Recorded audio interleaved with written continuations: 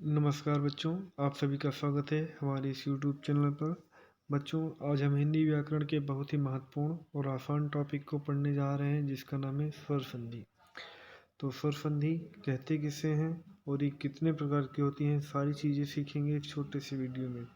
तो जब स्वर से स्वर का मेल होता है तब जो संधि प्राप्त होती है उसे स्वर संधि कहते हैं। ये कितने प्रकार की होती है? तो ये 5 प्रकार की होती है। पांचों प्रकार कौन कौन से हैं, आइए उनको समझते हैं। तो पहली है दीर्घ संधि। दीर्घ संधि किसे कहते हैं, इसके समझने के लिए ट्रिक कौन सी है?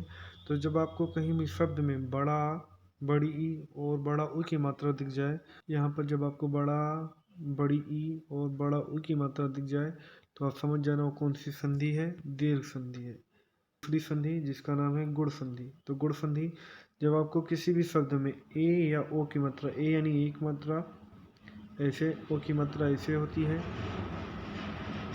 तो जब आपको इन दोनों मात्राओं से कोई एक भी मात्रा दिख जाए तो आप समझ जाना कि वो कौन सी संधि है, गुण संधि। जैसे नरेश, तो नरेश में आपको ये वाली मात्रा दिख रही है।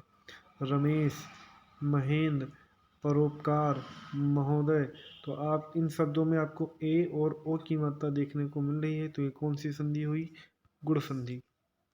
दूसरी संधि है वृद्धि संधि। तो जब आपको कहीं पर भी ए और ओ की मात्रा दिख जाए, यानी ये वाली मात्रा ए की और ये वाली मात्रा ए की, इन दोनों मात्राओं में से कोई भी मात्रा दिख जाए तो कौन सी संधि होगी, वृद्धि संधि। जैसे सदैव, एक एक, महेश्वर, महोषधि।